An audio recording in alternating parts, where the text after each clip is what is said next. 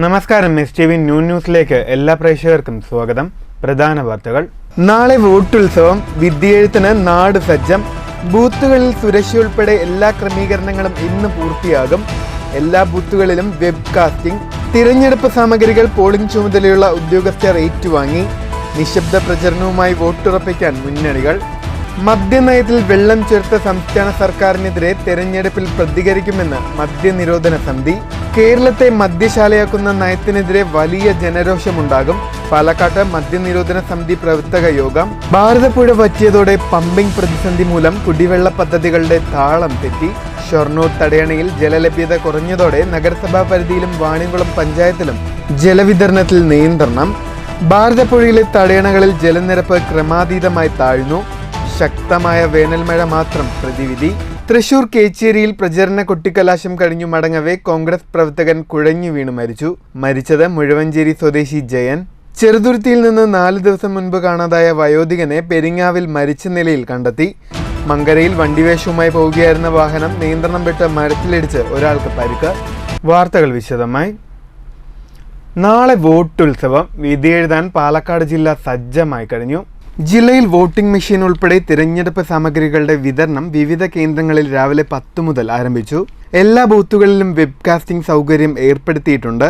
2110 ബൂത്തുകളാണ് പാലക്കാട് ജില്ലയിലുള്ളത്. ഇതിൽ 128 പ്രശ്നബാധിത ബൂത്തുകളുണ്ട്. സുരക്ഷയ്ക്കായി 3000-ലേറെ പോലീസുകാരെ നിയമിച്ചു.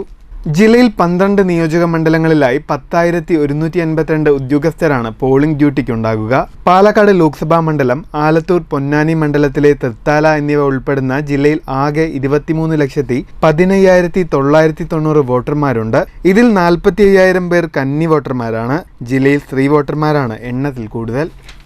പട്ടാമ്പി സർക്കാർ സംസ്കൃത കോളേജിൽ പട്ടാമ്പി താലൂക്ക് തല ബൂത്തുകളിലേക്കുള്ള വോട്ടെടുപ്പ് സാമഗ്രികളുടെ വിതരണം തുടങ്ങി. തൃത്താലയിലെ 189 ബൂത്തുകളിലേക്കും പട്ടാമ്പിയിലെ 162 ബൂത്തുകളിലേക്കുമുള്ള സാധന സാമഗ്രികളുടെ വിതരണത്തിനാണ് തുടക്കമായത്. പട്ടാമ്പി RO സച്ചിൻ കൃഷ്ണ, തൃത്താല RO ഉഷ എന്നിവരുടെ നേതൃത്വത്തിലാണ് പോളിംഗ് സാമഗ്രികളുടെ വിതരണം നിർവഹിച്ചത്.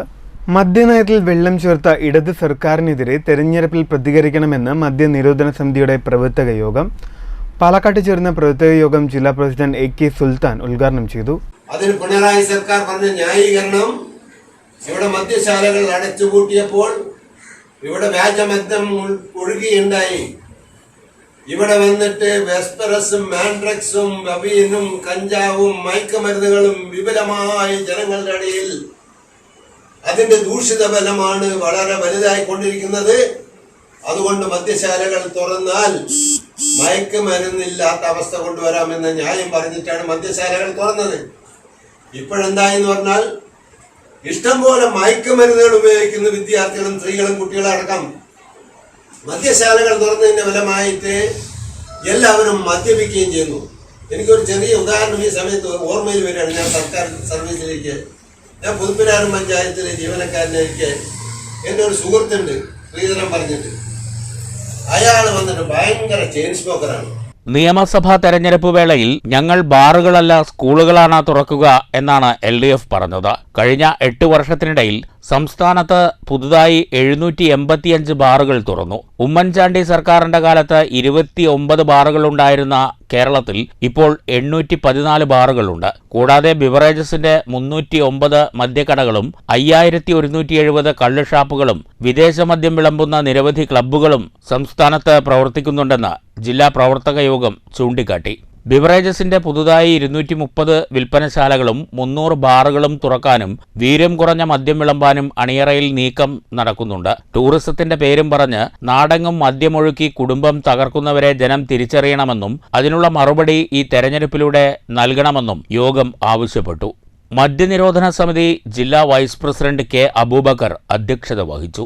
ജില്ലാ സെക്രട്ടറി M അഖിലേഷ് കുമാർ കൊട്ടേക്കാട്, സംസ്ഥാന സമിതി അംഗം Mani Parambeth, MS Abdul Khuddus, PB Sreekumar, Santhosh Malampuzha, Raymond Antony, R Ramakrishnan, A Sasi, S Sasindran Nair, S Radhakrishnan, S Ibrahim, EA Sreedharan, Sulaiman, A Sareena, M Saleena എന്നിവർ പ്രസംഗിച്ചു. News bureau, Palakkad. മങ്കര പഞ്ചായത്തിന് സമീപം വണ്ടിവേഷവുമായി പോകുന്ന വാഹനം നിയന്ത്രണം വിട്ട് മരത്തിലിടിച്ച് ഒരാൾക്ക് പരിക്ക്. അപകടത്തിൽ വാഹനത്തിന്റെ മുൻഭാഗം പൂർണ്ണമായും തകർന്നു. സംസ്ഥാന പാതയിൽ വ്യാഴാഴ്ച പുലർച്ചെയായിരുന്നു അപകടം. പൂരം കഴിഞ്ഞ് മടങ്ങുകയായിരുന്ന വാഹനം നിയന്ത്രണം വിട്ട് മരത്തിലിടിച്ച് നിൽക്കുകയായിരുന്നു. അപകടത്തിൽ കൊല്ലം സ്വദേശിക്കാണ് പരിക്കേറ്റതെന്നാണ് പ്രാഥമിക വിവരം. യാത്രാമധ്യേ ഡ്രൈവർ ഉറങ്ങിയതാകാം അപകടത്തിന് കാരണമെന്നാണ് നിഗമനം. അപകടം നടന്ന സമയത്ത് സമീപത്ത് ട്രാൻസ്ഫോമർ ഉണ്ടായിരുന്നെങ്കിലും വൻ ദുരന്തം ഒഴിവായി. News bureau, Pathiripala.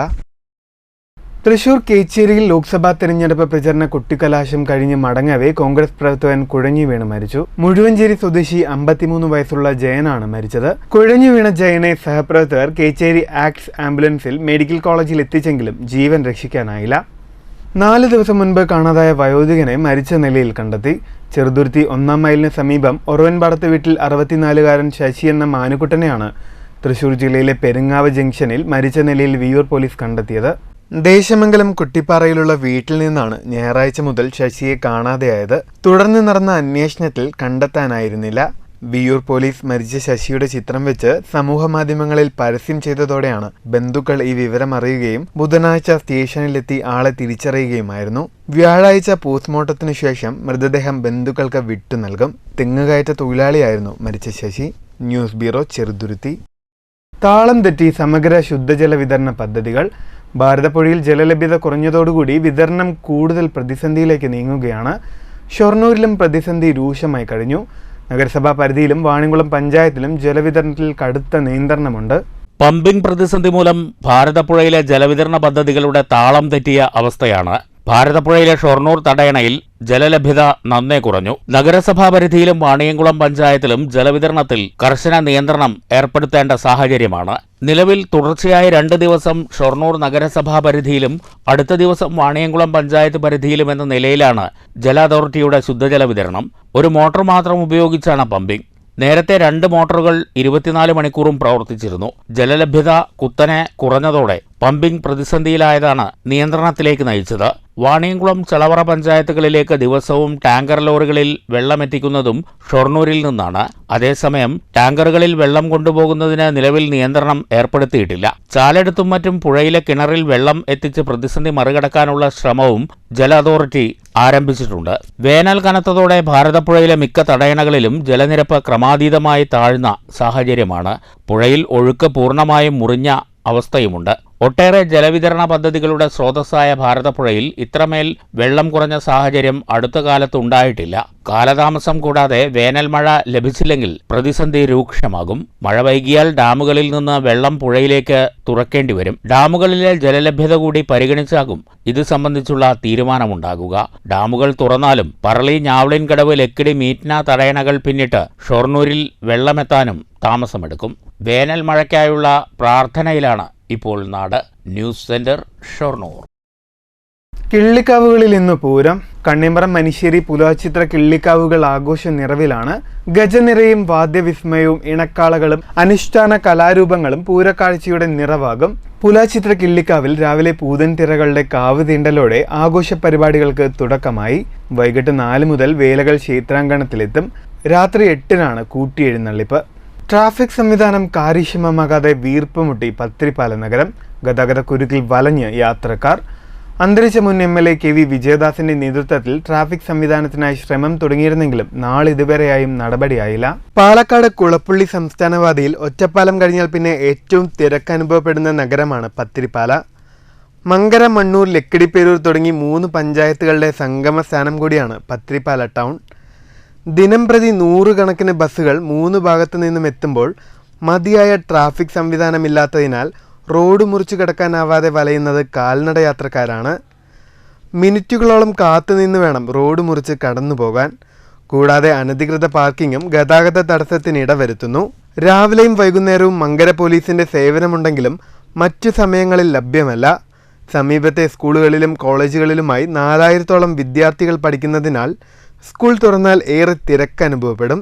പത്തിരിപ്പാല നഗരത്തിൽ സിഗ്നൽ സംവിധാനം കൊണ്ടുവന്ന് യാത്രക്കാരുടെയും വാഹനങ്ങളുടെയും സുഗമമായ മുന്നോട്ടു പോക്കിനുള്ള സൗകര്യമൊരുക്കണമെന്നതാണ് യാത്രക്കാരുടെ പ്രധാന ആവശ്യം. നമ്മുടെ ഏകദേശം ഹയർ സെക്കൻഡറി സ്കൂള്, കോളേജ്, അതുപോലെ മറ്റ് സ്ഥാപനങ്ങളെല്ലാം പ്രധാനപ്പെട്ട ഭാഗമായ പത്തിരിപ്പാല സെൻറ്ററിൽ ഏകദേശം ഒരുപാട് യാത്രക്കാരും ബസ്സുകളും മറ്റും നിൽക്കുന്ന പ്രധാനമായിട്ടുള്ള കേന്ദ്രമാണ്. ഇവിടെ തീർച്ചയായിട്ടും ബസ്സുകൾ പാർക്ക് ചെയ്യുമ്പോൾ മറ്റുള്ളവർക്കെല്ലാം പ്രയാസപ്പെടുന്നുണ്ട്. അതുകൊണ്ട് എത്രയും പെട്ടെന്ന് ഇതിൻ്റെ ഭരണാധികൾ ഇടപെട്ട് ഇവിടെ സിവിൽ സംവിധാനം ചെയ്യണമെന്ന് വിനീതമായി അഭ്യർത്ഥിക്കുന്നു. News bureau, Pathirippala. മാങ്കുറിശ്ശി ഭരതക്കാട് കടമുറിച്ചി ഭഗവതി ക്ഷേത്രത്തിൽ പ്രതിഷ്ഠാദിന മഹോത്സവം വിവിധ പരിപാടികളോടുകൂടി ആഘോഷിച്ചു. നീലമന പരമേശ്വരൻ ഇമ്രാന്തിരിയുടെ കാർമ്മികത്വത്തിൽ രാവിലെ ഗണപതി ഹോമം, കലശപൂജ, നവകം, പഞ്ചഗവ്യം, ഉഷപൂജ, ഉച്ചപൂജ എന്നിവയും തുടർന്ന് അന്നദാനവും നടന്നു. നിരവധി ഭക്തരാണ് പ്രതിഷ്ഠാദിന മഹോത്സവത്തിൽ പങ്കുചേർന്നത്. 3-ാം വർഷമാണ് ക്ഷേത്രത്തിൽ പ്രതിഷ്ഠാദിന മഹോത്സവം നടക്കുന്നത്. നീലമന പരമേശ്വരൻ നമ്പൂതിരിപ്പാട്ടിൻ്റെ മുഖ്യകാർമ്മികത്വത്തിലാണ് പ്രതിഷ്ഠാദിനം നടന്നുകൊണ്ടിരിക്കുന്നത്. രാവിലെ തുടങ്ങിയ പ്രതിഷ്ഠാദിനം കാലത്ത് ഗണപതി ഹോമം, കലശപൂജ, ഉച്ചപൂജ എന്നോടുകൂടി സമാപിച്ചിരിക്കുന്നു. അതേസമയം 11 മണി മുതൽ അന്നദാനം ഇവിടെ നടത്തി വന്നിട്ടുണ്ട്.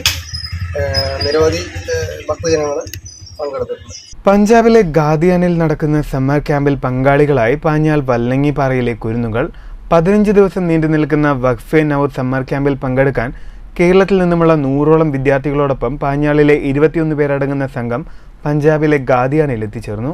15 ദിവസം നീണ്ടു നിൽക്കുന്ന വൈജ്ഞാനിക, ധാർമ്മിക, ശാരീരിക ശിക്ഷണ ശിബിരങ്ങളിൽ പങ്കെടുത്ത് ധാർമ്മിക, ആധ്യാത്മിക വിഷയങ്ങൾ മനസ്സിലാക്കി ജാതിമത വർഗവർണ്ണഭേദമില്ലാതെ മുഴുവൻ മാനവരാശിയോടും സ്നേഹത്തോടെയും സൗഹാർദ്ദത്തോടെയും സഹാനുഭൂതിയോടെയും പെരുമാറിക്കൊണ്ട് സൃഷ്ടികർത്താവായ പ്രപഞ്ചനാഥനിലേക്ക് എത്തിച്ചേരുവാനുള്ള മാർഗം സുഗമമാക്കുകയാണ് ഇത്തരം ക്യാമ്പുകളുടെ പ്രധാന ഉദ്ദേശമെന്ന് കോർഡിനേറ്റർമാരായ മൗലവി PA ഗുലാം അഹമ്മദ് ചേലക്കര, മൗലവി T ജംഷാദ് മുക്കം, മൗലവി KY ഷംസുദ്ദീൻ കാവശ്ശേരി, മൗലവി CG നസീർ ലക്ഷദ്വീപ്, മൗലവി അബ്ദുസലാം മഞ്ചേശ്വരം, നാജിദ് അഹമ്മദ് ഗാദിയാൻ തുടങ്ങിയവർ അറിയിച്ചു.